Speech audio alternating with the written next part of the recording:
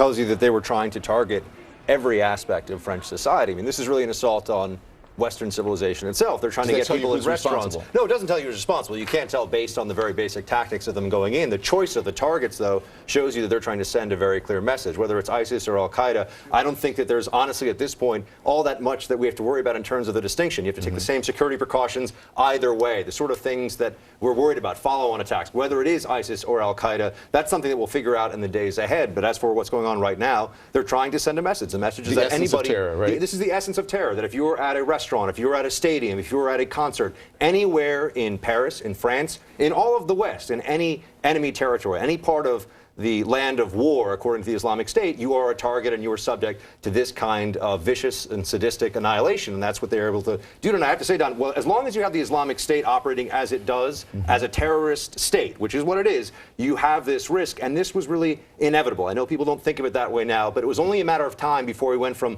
a lone wolf who's a crazy person with a hatchet or with perhaps a gun. And instead, we have this, a sophisticated, multi-pronged attack with surveillance on sites, with people who knew what they were doing to create maximum carnage. You speak of inevitability. You say this was inevitable. We have breaking news right now. The U.S. Embassy warning Americans in Paris to shelter in place in the wake of tonight's terror attacks.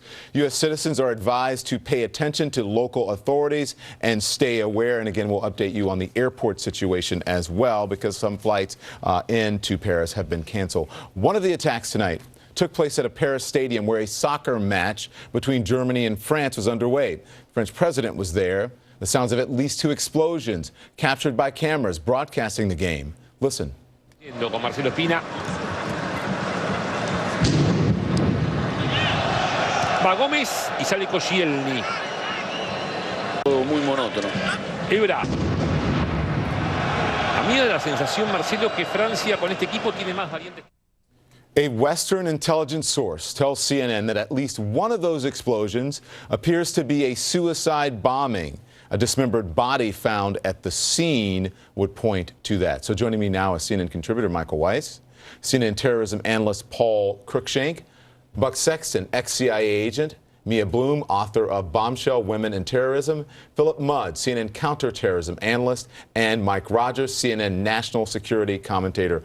Paul, as the scale of this attack sinks in, put this into context for us. Well, this is absolutely staggering what we're seeing play out in Paris tonight. 7 different locations targeted, simultaneous strikes, suicide bombers, hostage takers, gunmen with Kalashnikovs. A mounting death toll, which is at least 150 now. It may go up significantly. This is an extremely serious moment, I think, for the West. If this is ISIS, it's a very serious moment for the West in its fight against ISIS. There's been this terrorist safe haven in Syria and Iraq. There's been mounting concern about that. The French have been worried for months and months they could see this kind of attack in France, the president of France saying that every week they're uncovering new signs of terrorist plotting, that the threat was unprecedented. They've seen over 1,000 French nationals go to Syria and Iraq, hundreds and hundreds returning. They don't have the resources to watch them all the time. And so, unfortunately, unless something is done to address the root causes of this terrorism, which is this terrorist safe haven in Syria and Iraq, probably, we think, tonight, I think this could be the new normal, Don. And we'll talk about, because they're concerned about migrants and Syrian refugees and all of that, and what all plays into this. But I want to ask you, we'll get to that. I want to ask you, Michael, who do you think is responsible? Is it too early to tell who's responsible for this at this point? I think it is, although I'm inclined to believe this leads more in the direction of ISIS than it does Al-Qaeda and the Arabian. Well, if you look at the nature of this attack, the level of sophistication and coordination, the way that they actually waged this operation, it's more like a conventional military assault, redolent of how they go after checkpoints in Iraq and Syria. Within the space of a half an hour, you had 7 different attacks in a wide geographical expanse of territory. They did a lot of reconnaissance work. An eyewitness in the theater had reported that there was no security protocol in that theater. So no metal detectors, no baggage checks, nothing like that. That means the terrorists had been there before. They had scouted it. They'd probably attended a concert just to see the kind of rapid response time. Look, and there's also, I mean, it's too soon to tell based on just eyewitness reports. Rumors about people, talking about Syria and Iraq. The Syria component would lead me more in the direction of ISIS. All right, let me read you this, because in the middle of the concert, and this is the translation that we have from the witness, the eyewitness. Right. In the middle of the concert, there were guys who arrived and they began to shoot at the entrance. They shot into the center of the crowd while yelling Allah Akbar, along with scatter guns. I think because they discharged, and after the concert stopped and everyone lay on the ground and they continued to shoot at people. What does that tell you, Buck?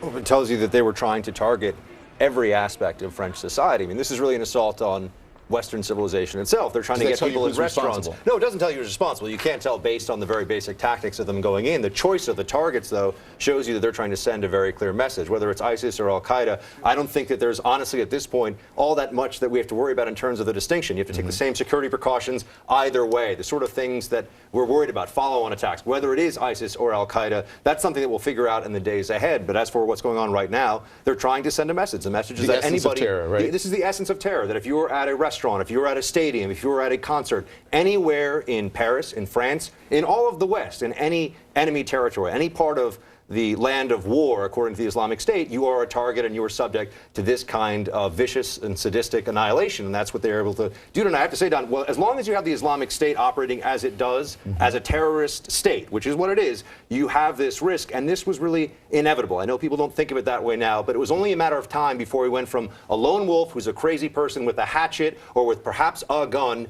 And instead, we have this, a sophisticated, multi-pronged attack with surveillance on sites, with people who knew what they were doing to create maximum carnage. You speak of inevitability. You say this was inevitable. And when I asked John Miller from the NYPD, is this a wake-up call to America? He said, no, it's not. He doesn't believe it is, because he said that would assume, the question would assume that we have been asleep, that our intelligence officials here have been asleep. Do you think it's a wake-up call? I think it is a wake-up call in the sense that you can't allow this festering sore of the Islamic State to continue to have training camps, to have its own funding sources, to bring jihadists from all over the world, to have a cyber caliphate. All of these things are happening. They've been promising now, since the initial incursion into Iraq from Syria, since the seizure of Mosul, that they would bring this war to Europe's doorstep, which they've done now more than once, and they've done it in this spectacular attack over the last few hours, and that they would eventually bring the war to us, too. You know, we didn't care all that much about Afghanistan until eventually the towers fell. When you have this sort of a situation, when you have this level of sophistication, the ability to plot, train, recruit, gather resources, and a stated mission. I mean, they're not going to get into the textile industry. They're not trying to set up some sort of a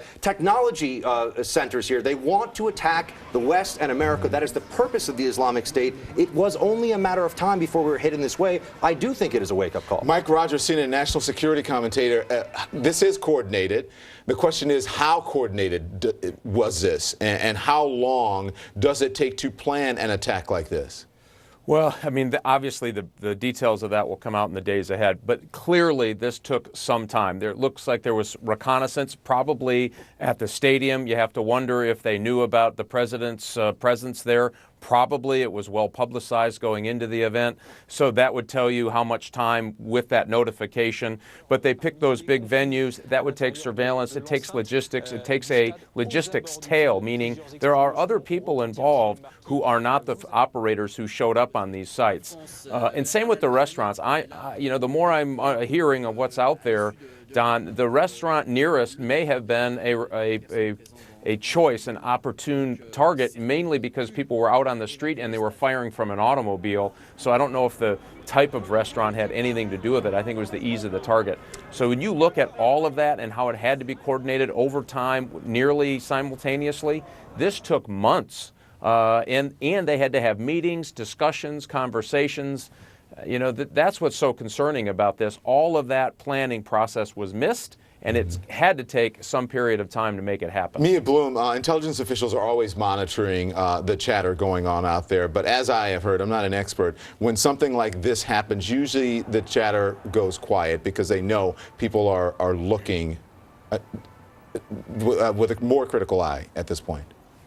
Well, you have exactly both examples are true. You have both a flurry of activity, people congratulating, people who are celebrating, and you may have people who go quiet and are going underground. So we actually can have the exact opposite kinds of reaction, and we don't know if you're looking at the right individuals, whether these are the individuals who are just fanboys or whether these are individuals who have an operational capacity. I think it's important to understand, though, looking at Charlie Hebdo as a template, you had ISIS working together with AQAP. So the whole debate as to whether it's ISIS or Al-Qaeda might not necessarily be, you know, it's either one or the other.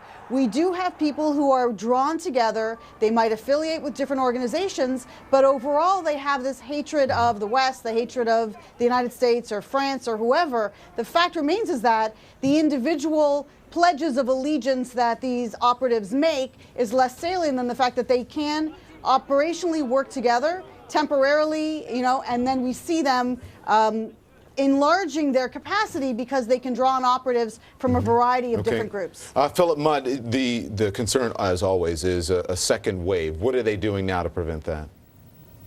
You got to think about a couple things in this case. Think of a concentric circle with 3 rings. Ring 1 is, and I haven't heard the answer to this, have they picked up a cell phone, for example, from any of these individuals? Because I want to know if there's communications, let's say over the past 24 to 48 hours, that suggest there's other conspirators out there. Ring number 2, documents, explosives, weapons, travel, communication. Is there a support network? And I believe there's got to be, of people out there who are trying to escape now. One reason the president of France has closed the borders, trying to escape now, who might go and organize another attack. Ring 3 and final, and that is, are there people out there who are aware of this and didn't say anything in advance of it? So right now, there's a ton of people like me in my whole life trying to pick up information about the identities of these individuals to map out that spider network of who supported this and whether there are co-conspirators on the loose, Don. Okay, all right, panel, stand by. When we come right back,